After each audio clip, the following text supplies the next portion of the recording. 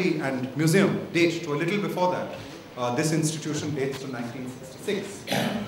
We have in our holdings, and I want to emphasize this because many people are aware of the library, a much larger number, something like 10 to 11,000 a day, come in to see the museum. Many others come to see this wonderful Lutyens Baker Era garden, which is the largest Baker Lutyens Era garden other than the Lodi Gardens, the whole of which is open to the public. But along with all of these, we also have a very substantial archive of private papers, documents, pamphlets, leaflets, and since there are many among you who have long associations with some of these organizations or groups, if you know people who have pamphlets, leaflets dating back over the last 60 odd years or 40 odd years, please do get in touch with us. 21st century Maoism in India, Mr. Jairam Ramesh.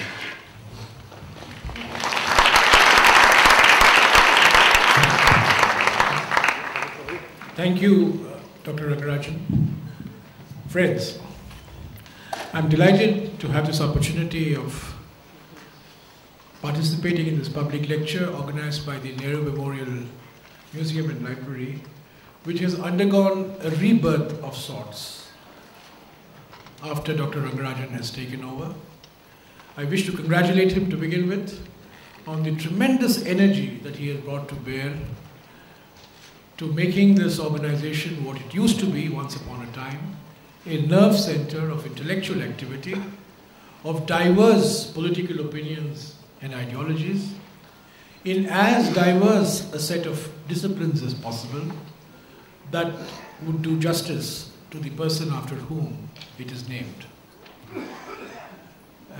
Dr. Rangarajan asked me whether I would, some months ago he asked me whether I would speak on a topic with which I have been immersed in over the last 4 years, which is loosely in the media called the Naxal problem, or the Maoist problem, or the left-wing extremist problem, and what today is advertised as 21st century Maoism. So in the course of the next half an hour, I propose to ask 7 questions and leave you with some tentative answers. Not definitive by any means, but as a beginning to understanding what our Prime Minister has very often described as India's greatest internal security challenge. The 7 questions that I would like to ask. First, what is India's Maoist challenge all about? Second, how are the objectives of the Maoist challenge to be accomplished? Third, where is this challenge most visible? Fourth, who are the foot soldiers of this challenge? 5, why has it grown and why has it assumed the proportions that it has? 6, what are we doing as a government and as civil society to deal with this challenge? And finally, I leave you with thoughts on what I consider to be the missing pieces of our strategy and what needs to be done to deal with this challenge more effectively. So let me begin by asking the basic question. What is India's Maoist challenge all about? And I believe that this challenge is ideological. At its root, at its fundamental, it is an ideological challenge to the very foundation of the Indian nation state. Shorn of all the romanticism that inevitably surrounds any left-wing ideology, I think it's important for us to recognize, through the wealth of evidence that has been accumulating over the years, that this challenge negates the very edifice of parliamentary democracy. This edifice rejects the very structure of parliamentary democracy and constitutional values that we have given ourselves. And this is, at its very core, a challenge to the political system as we understand it and as we have run it over the last 6 decades or more. To my view, therefore, in the Maoist challenge, it is at its root an ideological challenge. And if we refuse to accept the ideological content of the challenge that we are confronted, our responses are also going to be half-hearted. Of course, over the years, the ideological component has got diluted. And today, as I will explain to you, in large parts of India, which are loosely called Maoist affected, ideology is at a discount and extortion is at a premium. In fact, in many states of the country, you find two types of Maoist challenges. You have an ideology-based Maoist challenge and a levy-based Maoist challenge. A levy means a cut on the development expenditure that is being incurred on the ground, whether it is mining, whether it's roads, whether it's power plants, whether it's dams and so on. But without getting into these finer distinctions, I want to close the first section by saying that this is an ideological challenge that we face. It's a challenge that the entire Indian system of parliamentary democracy is facing. Now, second, how do the proponents of this ideology hope to accomplish their objectives? They hope to accomplish these objectives, as is abundantly clear, not through Gandhian methods, not through ideological debate, not through open contestation at the Nehru Memorial or at any other intellectual watering hole, but they hope to accomplish their objectives by the spread of violence and terror. This much is absolutely clear. This is a guerrilla war challenge that we are facing. And I will explain to you the dimensions of this as I go along. But I think if we do not accept the centrality of violence, if we do not accept the centrality of spreading fear and terror as fundamental instruments of achieving the objectives of this ideology, we will not be understanding what our response will be. The third question, where is the challenge visible? As Dr. Rangarajan mentioned, it started off as a spark somewhere near Bagdogra in a small village called Naxal, which is today a sleepy little village. And it was an urban uprising. The 70s saw the Maoist challenge in urban areas. Today's Maoist challenge is predominantly, overwhelmingly rural. It's less urban, but it's overwhelmingly, as I said, rural. And where is it visible? What is the geography of this challenge? The geography of this challenge is central India. And what characterizes this geography? By and large, barring Bihar, and Bihar is an exception, as you know, to almost everything that is said in our country. Barring Bihar, which I'll come to a little later, the geography of this challenge is concentrated in 1. Mineral-rich areas, 2. Forest-rich areas, and 3. Dominated areas. This is the fundamental geography of this challenge.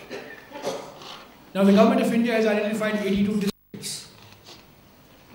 Out of 620 districts, 82 districts are classified as left-wing extremism affected, or Maoist affected, or Naxal affected. 8 of these districts are in Andhra Pradesh. 2 are in Maharashtra.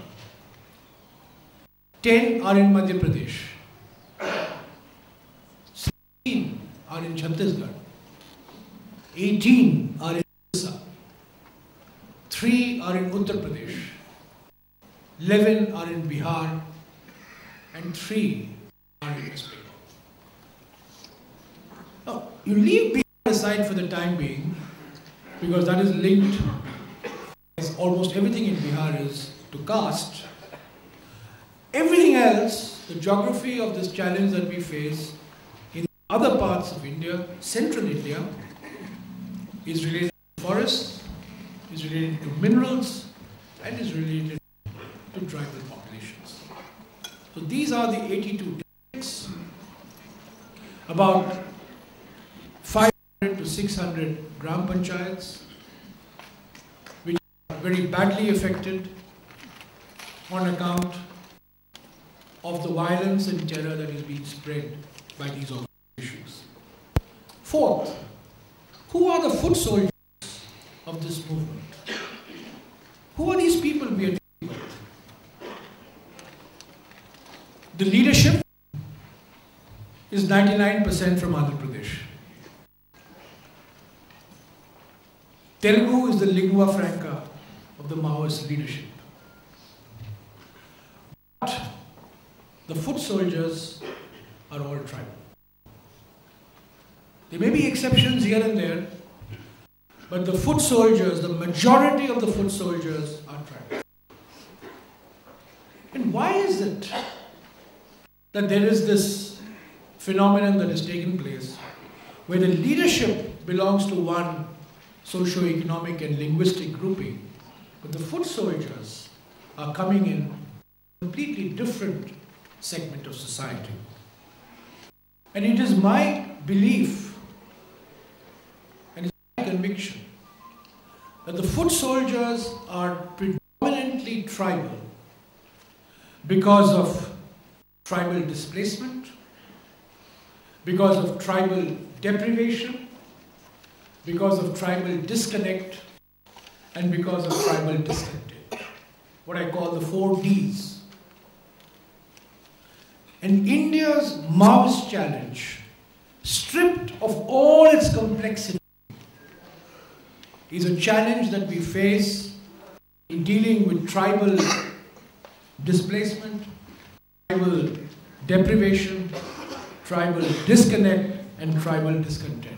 You address these 4 Ds of tribal society, and you would have gone a long way in addressing the Maoist challenge. 5. Why has this grown?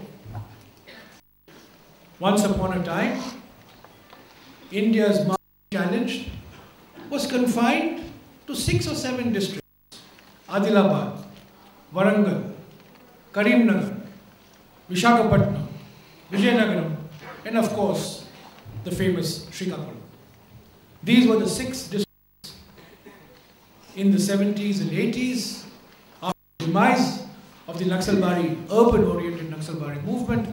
These were the 6 districts which were the epicenter of Maoist activity. But it has grown today from 6 districts in Andhra Pradesh to 82 districts in 9 states of the country. Why has it grown? That's the 5th question. And to my mind, it has grown because of 3 factors. There are many reasons, and everybody has a hypothesis. But I'm trying to communicate to you essentials of the problem. And to my mind, there are 3 reasons why a phenomenon that was confined to 6 districts of Andhra Pradesh is now a challenge of 82 districts in 9 states of the country. The first and most important reason, in my view, is the political neglect of this issue.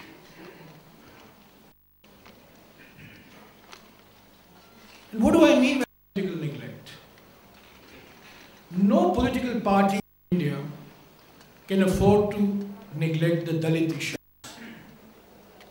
Dalits are central to electoral fortunes in about 300 constituencies of the country in Lok Sabha elections. No political party can afford to ignore the demands, concerns, interests of the communities. No political party, serious political party, can afford to ignore the concerns and interests of Muslim communities. Because Muslim communities, Muslim population, given the demography and geography, sway electoral outcomes in at least 200 constituencies. But look at the tribal communities. No more than 50 constituencies out of 543 where the tribal vote, quote unquote, is central to electoral performance. So political parties do not find it, and here I include all political parties. I'm not speaking here as a representative of one political party. I'm speaking here as a political party with scholarly pretensions. No political party has found it worthwhile to make tribal issues the mainstream of their political activity the way they have done with Dalit issues or Muslim issues. And this is related to the political economy. Ram Guha has a fascinating piece in EPT some years ago, where he drew attention to the fact, and he's one of the few scholars who has drawn attention to this fact, that Dalits and Muslims live with other communities, whereas the geography of tribal India is tribals live in villages. And that has affected the nature of political mobilization by political parties. So in my view, the political neglect of tribal issues has been the first and important reason why tribal disconnect has grown. Second, and this is going to be a controversial statement, but I've made this before, and I don't mind repeating it. Mining has led to growing immiserization of tribals. I say this as a member of the ruling establishment. And I have no hesitation in saying that whatever the complexion of the government in the states, or whatever the complexion of the government in the center, tribal areas to policymakers are simply mineral-rich areas. We are more bothered about bauxite, iron ore, coal, than about the people who live on their lands. And it is the nature of mining, ecologically unsustainable and socially devastating, that has caused the tribal disconnect to increase. And by the way, India is not an exception to this. The world over, the poorest regions are mineral-rich regions. In the United States, it's the Appalachian Mountains, which are the mineral-rich areas, which are the poorest regions of the United States. You take the same thing in Russia, take the same thing in Australia. The same phenomenon prevails in China. Clearly in India, the poverty bowl of India is the mineral bowl of India. So there is something in the nature of the extractive industry. There is something in the manner in which the extractive industry operates environmentally and socially that does not lead to prosperity of the locals, but it certainly leads to prosperity of the outsiders, many of whom accumulate vast resources to become members of parliament and members of state legislatures. The locals are left in a state of perpetual poverty. So in my view, the manner in which mining has operated in our country, the manner in which neither the public sector nor the private sector has fulfilled its environmental or social obligations as part of mining has led to further and further discontent in tribal areas. And the third important reason why the tribals have become the foot soldiers of the Maoist armies is because of a most insensitive and a rapacious forest administration. The first symbol of the government a tribal sees is the forest guard. And nothing can be more frightening to any human being than a forest guard. The forest guard is armed with the Indian Forest Act of 1927, a colonial relic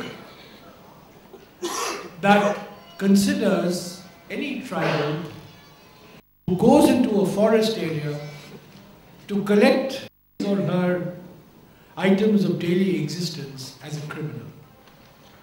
And it is not a surprise that thousands of tribals in Jharkhand, Chhattisgarh, Odisha are in jail on the flimsiest of FIRs filed by forest administrations. True, in 2006, the government finally woke up and passed the Forest Rights Act, a most far-reaching piece of legislation. But let me tell you, I've been forest minister for 2.5 years, 2 years. The forest bureaucracy did its damnedest to ensure that the Forest Rights Act was not implemented. The greatest opponents of the Forest Rights Act today continue to be the forest bureaucracy. So, the answer to this question, why has tribal disconnect grown? Why has tribal discontent grown to such an extent that they have become willing foot soldiers of a movement committed to violence and terror, lies in these three factors. The demography and geography, which has not made tribal concerns central to political mobilization, the way Dalit mobilization or Muslim mobilization is taking place. Second, the environmentally and socially devastating manner in which mining has taken place, and the consistent lack of fulfillment of safeguards that were enjoined upon the public or the private companies in order to carry out the mining, leading to massive displacement of tribals. Walter Fernandez, a scholar of the Indian Social Institute, now in Guwahati, one of our most meticulous researchers, has estimated that 40% of all people displaced over the last 60 years, count of development projects have been tribals. And he places the number of tribals displaced at anywhere between 10 to 15 million. And I myself have seen large irrigation projects in central India where tribal communities have been subject not to one displacement, but multiple displacements.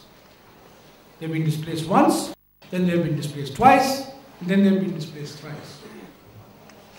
I myself know in Jharkhand, tribals whose land was taken 50 years ago and who are still getting compensation.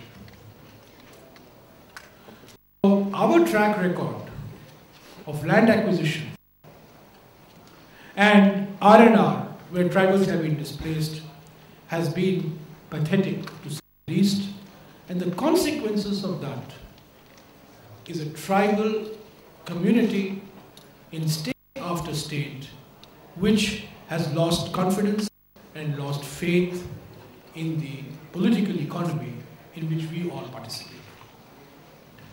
Now let me come to the sixth question. I've asked, what is India's Maoist challenge? How are they hoping to accomplish their objectives? Third, where is it visible? Fourth, who are its foot soldiers? Fifth, why has Why have these foot soldiers become foot soldiers? Let me now come to the penultimate question I want to ask, which is, what are we doing about it? What has been our response to this? Well, our response to this, our fundamental response to this, has been to expand our security operations in these areas. Our first and instinctive response was to expand the security operations. Today, we have 70,000 paramilitary forces in these 82 districts. And if you add another 30,000 local police, you have 100,000 paramilitary and police personnel. So security has been, rightly so, our first and instinctive response. Because unless you're able to control these areas, you're not going to be able to do anything further which you want to do to deal with this challenge effectively. Over the last couple of years, the limitations of a security-only approach have become evident, and now the approach is a security-plus approach. It's not a security-only approach, it's a security-plus approach. What is this plus? This plus is development. And therefore, you talk to most people in the states or in the center, and they will tell you that India's answer to the Maoist challenge is a twin answer, it's a two-legged answer. One leg, security, and the other leg, development.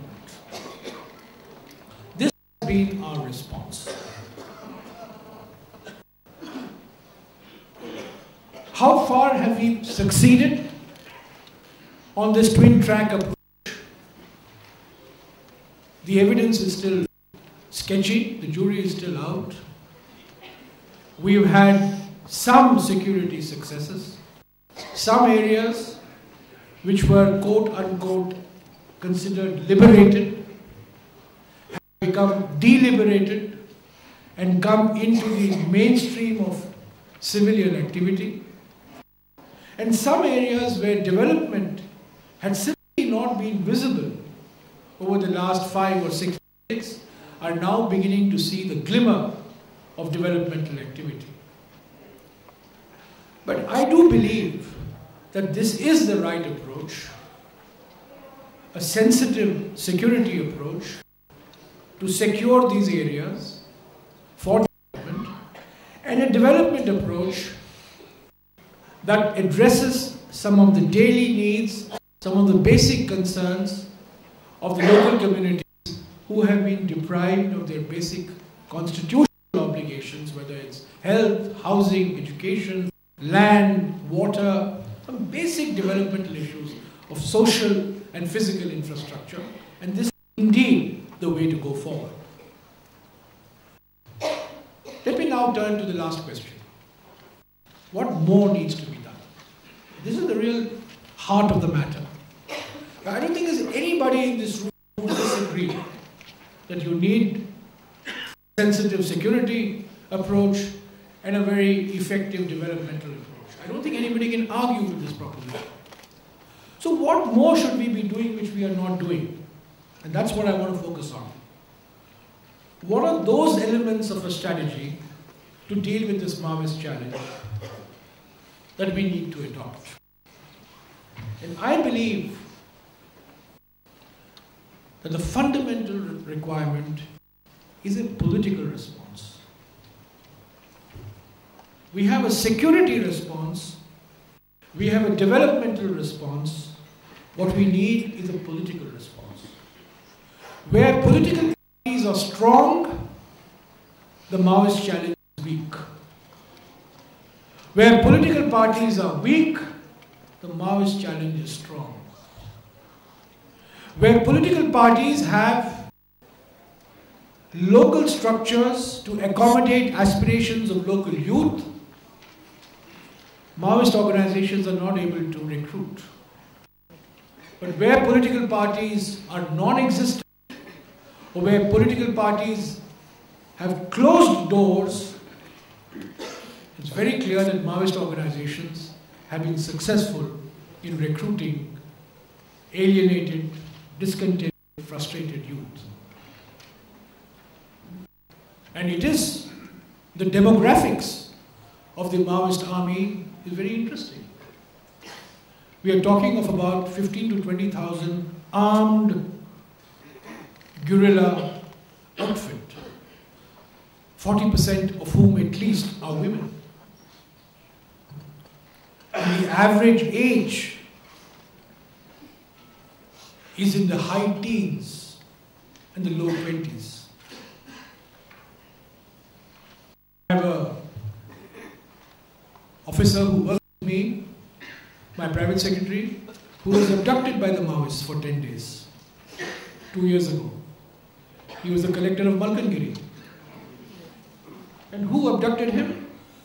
A 14-year-old boy and a 13-year-old girl, apart from some others. The demographics of this we have to be very, very watchful of. And it's not a surprise that where schools don't function, where basic infrastructure does not function, where political parties are not active, the Maoist organizations are able to offer their version of Mahatma Gandhi Narega and give 100-day employment on some guaranteed minimum wage, no doubt, to these young boys and girls. So the political dimension of this response is absolutely essential. 2 years ago, I think the then Home Minister, Mr. Chidambaram, announced in Parliament the beginnings of this political response. He said 3 things, which did not get the attention they deserve for a variety of reasons. He said, do not give up arms, do not give up ideology, and do not disband your cadres, but come for dialogue and talks. Do not give up arms, do not give up your ideology, and do not disband your cadres. We are willing to talk with you. There was no response. Then one of the leading lights of the Maoist movement, Comrade Ganapati, gave an interview a couple of months ago. An interview was a very long interview published in a book by Jan Menedal called Red Star over India.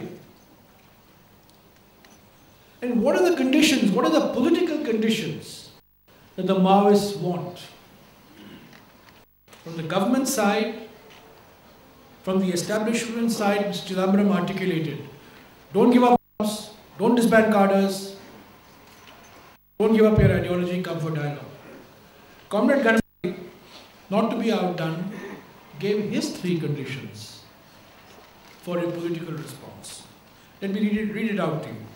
1, all-out war has to be withdrawn. 2, for any kind of democratic work, the ban on the party and mass organization has to be lifted. This is the CPI Maoist organization. And 3, illegal detention and torture of comrades has to be stopped and immediately released. If these demands are met, Comrade Ganapati goes on, then the same leaders who are released from jails would lead and represent the party in the talks. So here we have a political impasse. The government, speaking for the political establishment as a whole, because I'm sure that these are conditions that are not peculiar to one government, any government would have come up with this, has put up 3 conditions for a political response. The Maoists, on their side, have put up 3 conditions for a political response. So this is a classic case of an immovable object meeting an irresistible force. The net result is no progress forward. But I think it's very, very important for us not to forget that the ultimate solution to the Maoist challenge has to be political. And we have faced such challenges in the past. We defeated militancy in Punjab politically. We defeated insurgency in Mizoram politically. Yesterday's insurgent called Lal Denga became today's chief minister called Lal Denga. We have defeated militancy and insurgency in Tripura politically. Yesterday's agitators, ASU, became today's AGP, Prafulla Mahanta and Brugger. So India has a long track record of converting yesterday's militants, yesterday's insurgents, yesterday's terrorists to today's political leaders. The MP from Palamu, who sits with me in the Lok Sabha, is a former zonal commander of the Naxal army. He decided to come into the mainstream and he is now a member of parliament of the Jharkhand Mukti Morcha, Kameshwar Baitha. So the Indian political system is a giant blotting paper. It can absorb many things. Our system is very flexible. And I think if we demonstrate sagacity and vision, which I think we must, the political route is the route to follow. Political parties will have to increase their visibility and presence in these areas. They will have to ramp up their political mobilization in these areas and show to disaffected and discontented and disconnected youth in these areas that politics and political activity is an alternative route of redressing their grievances than picking up assault weapons and AK-47s. The second element of what needs to be done, in my view, is some form of restitution and reconciliation on past injustices. The fact that these injustices have been perpetrated cannot be denied. The fact that lakhs of tribal families have been displaced and not been given adequate compensation or R&R. The fact that thousands of acres of land have been acquired when hundreds of acres of land would have been done. These are all evidence staring us in the face. Any person who goes to Chhattisgarh or Orissa or Jharkhand will come back convinced of the injustices that have been perpetrated in the name of development. And I think it's important for us not to continue to perpetrate these injustices, but also open a window for acknowledging some of these past injustices and effecting some form of restitution.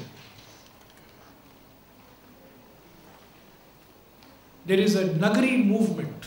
I don't know how many of you are aware of this movement in Ranchi, where land has been acquired. Land was acquired in 1958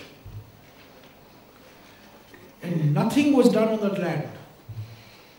And today on that piece of land, we want to put the symbols of 21st century India. We want to put an IIM there. We want to put a law school there. We want to put all the modern institutions of a superpower India, aspirational India in that land. Nothing wrong with that. But you acquired that land 50 years ago at niggardly compensation. And now, the people in that area are saying, hey, wait a minute, What about giving us compensation at today's rates? Because for 50 years you did not do anything on this land. Aren't we entitled to compensation at today's rates? It's an important question that they have raised. That's what I mean by saying restitution for some of the past injustices that have been perpetrated in the name of development, which has led to large-scale acquisition of land and larger-scale displacement of landowners and landless. And finally, of what needs to be done, I think we need to expand the constituency of peace seekers. Where are the Gandhian organizations in these areas? Who are the civil society activists who are arguing for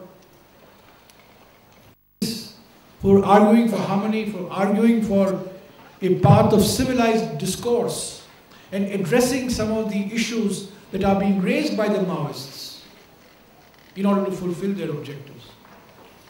This cannot be, on the one hand, the guns of the Maoists, and on the other, the guns of the paramilitary forces. The tribal is caught between the devil and the deep sea. So you have to expand the institutional space, the actors, the institutions. And India has no shortage of such activists, but I am struck by the fact. I went to Wardha recently, I went to Sevagram, and I had a meeting with Gandhian organization. And I said, look, this is the land of Gandhi. And we are in Wardha. And 1.5 hours from Wardha is Gadchiroli, which is one of the worst Maoist affected areas in the country. And isn't that a sad reflection on us, on all of us collectively, that here we pay obeisance to Gandhian ideology and Gandhian methods, and just an hour or so from Gandhi's main ashram, in the mid-30s and early 40s, lies Gadchiroli, which is the epicenter of the Maoist movement. I think we need to create track 2, track 3, track 4, track 5, multiple tracks of engagement so that we can find a via media. If we don't do this, I'm afraid the answer is going to be growing militarization. The answer is going to be growing use of force on both sides. Action, reaction. What happened in Latehar 10 days ago exceeded all norms of civilized behavior. And I'm sure that will create a counter reaction, and that counter reaction will then trigger some counter reaction, and this cycle will go on. So we are like the proverbial Abhimanyu. We know how to get into the Chakravyuh, but we have forgotten how to get out of it. And I think if we want to get out of this conundrum that we are faced in, we have not only to adopt the security approach and the developmental approach, but we also have to give central place, as I said, to a political strategy, a political response on the part of mainstream and local political parties to acknowledge the need for restitution and reconciliation in many cases, and 3, expand the institutional space for other organizations in the government, outside the government, in civil society, to address some of these issues that the Maoists have raised. In conclusion, let me say that while I believe, I'm not a romantic, and I do believe that the Maoist challenge is a very serious ideological challenge, While I do believe that the Maoists have demonstrated their commitment to violence and terror, और मैं एक हिंदी का शब्द इस्तेमाल करूंगा जो लातेहार में उन्होंने दिखाया है कि उनमें इंसानियत भी नहीं है. But I think the issues that they have raised, willy-nilly, advertently, inadvertently, are issues we cannot ignore. And the great tragedy of our society is that it required the Maoists to wake India up to its tribal predicament. Had there been no violence, had there been no Maoist problem, I can assure you, we would have been smug and complacent about tribal India. Because for us, tribal India exists as a repository of minerals, nothing else. But we have 80 million tribals in our country. On every indicator, the tribals are at the bottom of the ladder. Education, health, nutrition, sanitation, agricultural productivity. You take any indicator, tribals are at the bottom. And it's a surprise actually that the discontent is not much widespread than it actually is. And that's a tribute in many ways to our system, to our political and social system. But I think the issues that the Maoists have raised, the dimensions that the Maoist challenge has taken, is a wake-up call for our society. And I do hope that we give very serious thought to the governance model, to the economic model that we have adopted in the tribal areas, and look upon tribals as people first, and not as people who have to be displaced so that we can get out more coal, more uranium, more iron ore, more bauxite, more manganese, which are all the raw materials of a fast-growing economy. I think if we recognize this, we will automatically come up with solutions to this challenge. Thank you very much.